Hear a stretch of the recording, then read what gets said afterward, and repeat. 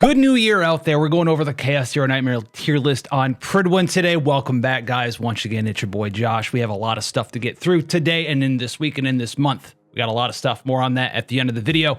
Hopefully I'll remember to touch on what you can expect. But let's get into the CZN tier list here for what PRYDWEN is explaining here. All right, now we know last time we covered it, they swapped it up into a Chaos Manifestation tier list, as well as a seasonal save data tier list. And I think if you check out the change log and the criteria, they are actually sort of for the seasonal save data one. It's not focused on all of the content in the game. It's focused on basically the Great Rift distortion, the different bosses that we have to encounter for the ranking leaderboard out here. So let's see what they say about Serenial here. I think Serenial deserves tier 0, at least for now. If you're doing a Chaos Manifestation one, she's one of the easiest characters to run in Chaos Manifestation.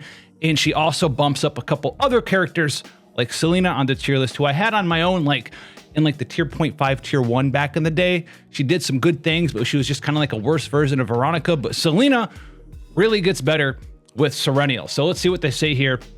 For Selena, at the time of her release, she's already proven to be a force to be reckoned with in both chaos-based modes as well as save data modes. This is true.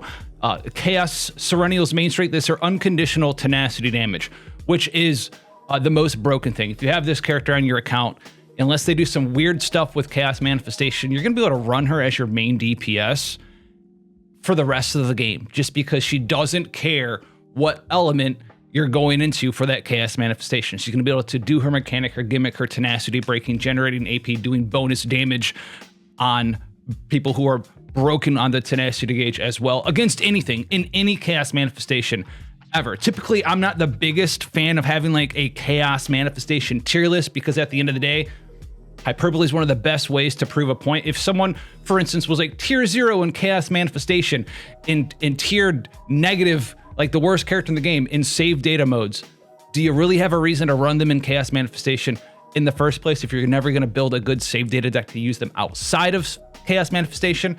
No, not really. Conversely, if someone's awful in Chaos Manifestation but is like broken outside of Chaos Manifestation with a good save data list, does that make them a good character or a bad character? Well, at the end of the day, it doesn't matter that they're bad in Chaos Manifestation, because you're still going to be running them through Chaos Manifestation to make a very busted save data deck for them to use outside of Chaos. So that's my thing with, do we need a tier list for inside and outside? I'm not too sure on that one, but she is crazy good in Chaos.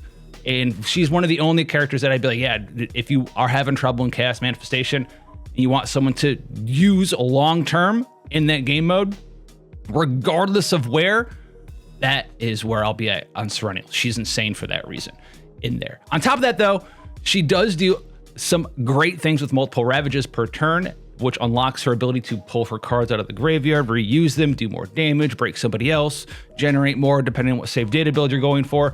And like they say, you snowball and do more damage, and she just keeps going and keeps going and keeps going. It's insane. It's absolutely crazy. At the end of the day, outside of save data, outside of chaos modes, let's see what they say here. She doesn't have the highest output single target DPS in the game. It's true, she does work very well with likes of like Cassius and Selena, though. Losing that title to Megaland and other similar multi-hit scalers, although yes, but yes. But she's also very well suited to the current meta, especially in the current Great Rift. So they're gonna like really, I think, judge everyone based around one piece of content now, which is not really how I like to do things, but we'll see what they say. All right, even looking past this though, Serenial has a strong enough kit and team options that she's absolutely able to stand above the pack when optimized. I agree with that, especially if you're willing to go a step further and invest in multi-ravage setups using, here we go, Selena's tenacity restoring cards, which is absolutely crazy here. I have a deck set up for this as well, but the card they're talking about here is this version of Selena's little card down here, Tactical Maneuver, that typically does do tenacity damage, which is useful, but you don't need that. You really want to use this one here, which is a 0-cost skill, and it sits there and you can retain it and have it just sit in your hand until you're ready to use it, and it will revert someone who's in a ravage state and recharge their tenacity bar, so you can then break them again with Selena. And this is the base epiphany. If you get like a divine blessing to like draw a card on this, it becomes even more insane there. So this is definitely something that makes her way better outside of Chaos Mode, and definitely bumps up Selena on the tier list as well. And I'm looking forward to seeing them probably bump her up at least one tier, right? Selena's definitely a tier 0 unit. We'll review her rating again when the shilling stops, but given her incredibly high ceiling, only limited by the amount of ravages you can achieve per turn, we don't expect her to fall too far behind even once it stops. And this is the one thing about, like, yes, if we're going to judge every character based on how they work in one piece of content, this tier list is going to change up and down and up and down and up and down and up and down and up and down over and over and over again based on the mechanics of the fight. So whether you want to change the entirety of how good a character is based on that, that's up for you to decide. I typically don't do that with my tier list. We kind of do it in like a vacuum of who has the highest potential and judge the characters that way. But it looks like they're going to be basing theirs off of just the Great Rift mechanic. Now we also have Selena before her release with Serenial. Selena lacked a home in many top-end teams, which is why I was like, she's kind of just like a worse version of Veronica a lot of the times. Now, after her release, she has a very clear niche and position by her side. Selena is able to refresh the enemy's tenacity bar, like we talked about, allowing Serenial to just pop off more. Now, on top of that, though, Selena also, they don't mention here, works very well with one of my favorite characters in the form of Nia, and it's not like the most broken thing, but if you're putting a deck together, you can do a lot of cool things.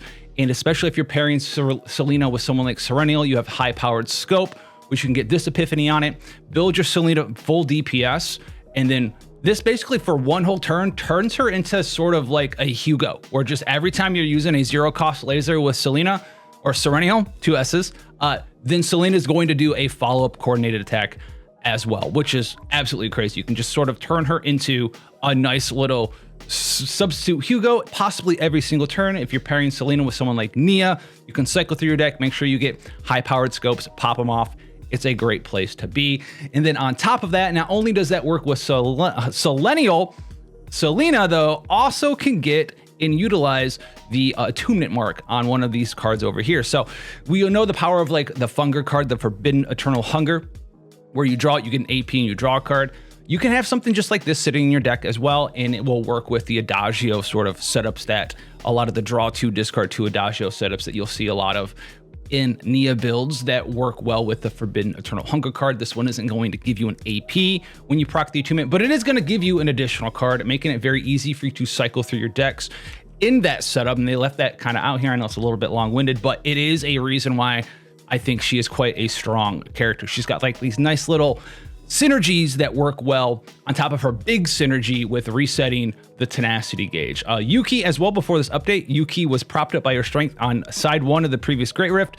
Now in the new Great Rift, Yuki's seen very little success, combined with her just okay performance and Nebula Distortion is enough to knock her down a tier for now. And this is kind of what I was talking about on our little long-winded explanation of, are you going to just continually judge characters based on how they're doing in every, seasonal Great Rift? Is that going to be a thing? This character got better, got worse, got better, got worse in one piece of content. I don't know. Are we judging save data builds, or are we judging save data builds inside of Great Rift Distortion? Maybe that should be its own tier list. Who knows there? Now let's go ahead and see what they did for all the other characters here. Let's check them out. This is Chaos Manifestation. We're not going to spend too long on this, but if you're someone who's looking for some easy clears in Chaos Manifestation, listen, I think Serenial should probably be, I know, Maylin's right there. She's in a tier of her own, basically, because she can do her gimmick, she can do her mechanic, generating AP, tenacity breaking, doing crazy bonus damage, and she's very easy to build inside of Chaos Manifestation. Serenial basically has almost no, I want to say, basically no bad epiphanies when you're trying to build this character. A lot of her cards are just kind of insane. Like all these homing lasers, for the most part, you can find a use for them inside of Chaos Manifestation. All of the plasma missiles, while some of them are better than the other ones, right? You can find a use for these inside of Chaos Manifestation. So there's just too many good things in her kit that's just awesome inside of Chaos Manifestation. Some of them are going to be better than the other ones, but you're never going to really run into I got an epiphany for a card and it splits into 3 things and I have 3 bad options. That's not traditionally a thing you're going to run into with Serenial inside of Chaos Manifestation. Everything's just going to be great. It's just going to be either a payoff card or a generator card, and it will work in some way, shape, or form with what you're trying to accomplish inside of your chaos run. And I think that's crazy good. Mei Lin's pretty much the same way, right? She's got a lot of viable builds that work out well inside of Chaos Manifestation, but there's almost no bad build for Serenial. But I do think that they both belong up there for sure. Veronica's busted inside of Chaos Manifestation, draw cards, AP generation, family friendly, just fun, all right, with there as well. Mika is the go-to. I can heal, I can generate AP quite easily. The easiest character as a controller to just get through a Chaos Manifestation run. That hasn't changed. Same thing with Calliope as well. What I will say though is as you are going through and leveling up your characters and getting, better builds and working on their potentials and doing all of that traditional gacha game RPG stuff, you're not really gonna need to crutch super hard on a lot of, oh, Mika can heal me. I've been using Nia inside of my Chaos Manifestation runs for forever, right? I went through Blue Pot. There's gonna be a big video on Blue Pot as well, actually, because I think Blue Pot's kind of sneaky OP when you're trying to make a consistent build out there. And I don't really have issues healing my characters. And that's going to come with you leveling up the potentials for characters, increasing their healing, increasing their shielding, increasing their stats, and increasing the strength of your overall team. You'll get back up to where Mika was able to sustain you quite easily. A lot of the other characters can do that as well. But at the end of the day, inside of Chaos Manifestation, someone like Mika does just give you that AP generation. And even though she does have bad cards in her deck, like Whirlpool, right? They're not going to cripple her. So outside of that, we'll look at the new tier 0.5, which is like, hey, they're almost good enough, but not quite. I'm never a big fan of, tier 0.5. You're almost there, quite almost as good, but not quite as good sort of breakdowns. But this is who they have up in here. And I kind of agree with this. I would put Cassius up here. We've talked about him before. His just controlling aspects, his EP skill, the morale down is just so good. The ability for Ray to exhaust cards temporarily inside of the battle with her own exhaust card to allow you to have very consistent decks inside of Chaos Manifestation. I think they're still sleeping on quite a bit. I would bump these both up to tier 0, and this is why I say I have an issue with 0.5. Realistically, if we just got rid of 0.5, we could probably put some of these in 0, some of these in 1, and call it a day. Instead, we have just I don't want to offend the fans, but I don't want to call them up there with Mika or something. So we're going to slap them all in 0.5. Barrel's fine. She does some nice damage inside of there. She does have some card draw, but her card draw is kind of limited by the fact that you have to exhaust, but she can get you through Chaos Manifestation runs as well. These other ones down here, listen, like we talk about all the time, there's not really any terrible characters in CZN outside of maybe 1 or 2 you really shouldn't use because there's just probably better options in most circumstances, like Amir, right? But most of the time, you're not going to have a hard time getting anyone through a Chaos Manifestation. All right, now let's go ahead and check out the seasonal save data. We finally have some characters up in 0 that we like. Look at that. All right, Mei Lin and Serenial being 0, I agree with. Tressa and Veronica being 0, I agree with now. That's where they are on my list as well. Cassius and Mika being the only 0 supports up here breaks my heart. We've got to get rid of this 0.5 thing because, Ray and Nia should both be up in tier 0. These characters are all great. These are all seasonal save data characters. Nia can get you great places. Ray can get you great places. And like I said, this is going to be a problem with them judging based off of strictly what's going on with the Great Rift a lot of the times, because you're going to see nothing but void characters for the most part, and the green characters. I always forget the green characters' names, whatever the green element is in this game, like Hugo. Order up here as well in 0.5. We have Luke next to Hugo, next to Rin. Very strange, but all right, fine, whatever. I think they are a little oversold on Luke. If we got rid of this 0.5, I think all of these characters could go down to 1 a lot of the times. Ray is Rin for the most people, unless you really go in and farm up some of her craziest builds with good divine blessings, is probably a tier 1 character. But she has great crazy potential at tier 0 as well if you're cycling through your decks, becoming super self-sufficient, just making her a hyper carry. She's very skill dependent and deck focus dependent too. But since this is a seasonal save data list, and I understand that I think in their ratings they talk about this as without divine blessings, without divine epiphanies, some characters just get infinitely better with certain divine blessings. Like if you're a character that's just spamming out 0-cost cards and you can draw a card on all of them and some of your best partners, also just draw cards and generate AP to the point where you can just cycle through your entire deck, play every card in your deck every single turn, those characters are going to have a much higher maximum potential. But those characters also depend on you having all of those blessings and all of like the crazy decks for that to work out. So I think this is kind of fair for where Rin is at the end of the day. I do agree with Selena being moved up here somewhere. I wouldn't put her in tier 0 next to these two. And I will say that outside of using her specifically with Serenial, I think she is still a little bit lacking, but she does have very nice synergy like we talked about with Serenial, with Nia. Makes a very competent team in that way. Also works very well with Cassius if you're trying to generate AP and break and do damage that way and spam out a bunch of zeros that way in specific matchups like in the Great Rift. Serenial, Selena, Cassius I think is like the go-to combo for right side right now because it's just how strong it is in that specific circumstance. But even outside of that, she is very good with Serenial. These two need to be moved up. Shielders, at the end of the day, honestly, for seasonal save data, especially if you're gonna be like, hey, for the Great Rift, we're doing Great Rift. This is where it kind of falls flat for me, where you're like, yeah, we're gonna judge these characters not in a vacuum, but based on Great Rift. Apparently in Great Rift, Calliope is almost a tier 0 character and Magna's a tier 1 character, right up there with everybody else. The leaderboard definitely shows that.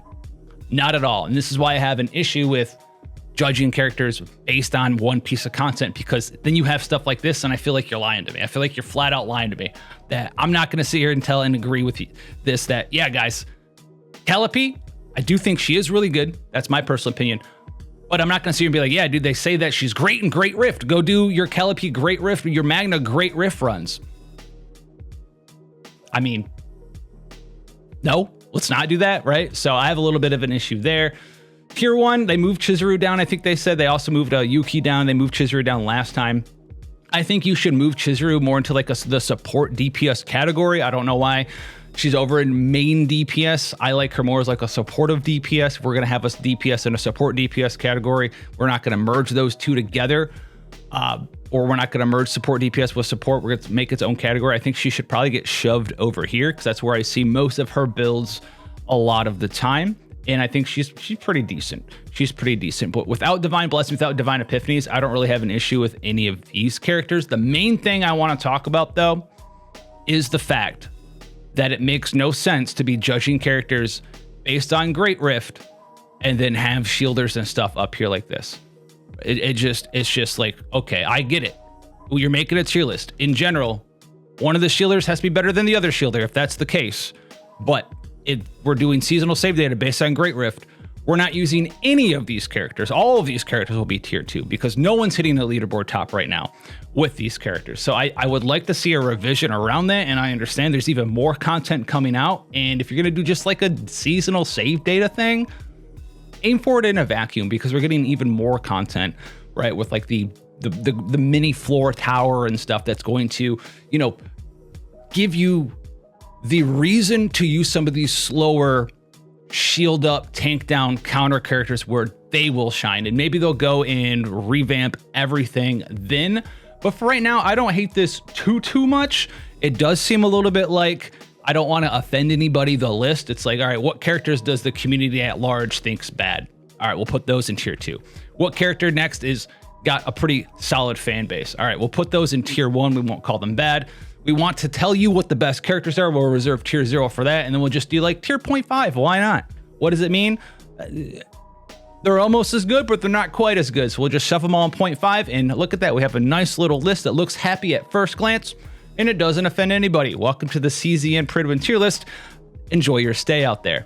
Outside of that, though, I don't really disagree too terribly with all of this stuff. If you like this stuff, you want to see more content in the future, you know what to do. And the thing that I have coming out this month here, I've actually scripted up a bunch of different builds for different characters. We're going to be doing Serenial first. I think I have Tressa, Cassius. Before they get nerfed, obviously, we're going to be doing Mika. And what you can expect from those sort of videos coming out is it's going to have multiple different decks that have sort of like a starter build, and it's going to have save data space, still allowing you to focus on whether you want to have some forbidden cards in there. It's going to have room for you to grow. It's not going to be like, here's the best deck. It's 150 points. If you don't have this deck, you're garbage. That's not very beneficial to a lot of players out there, in my opinion. So I'm going to have some sort of like, but it'll be more like a template for you where like you can get this base version of the deck for like 80, 90 save data points. And then if you want to look at expanding on this, you can look for these certain epiphanies, these certain divine blessings on those epiphanies and have different things to work for you there. So if you want to see more stuff on that coming out down the future this month, you know what to do. Drop the like down there. It helps out a ton. If you have the hype button, smack the hype button down there. We're fighting the algorithm, and I'll catch you guys in the next one. Have a great new year.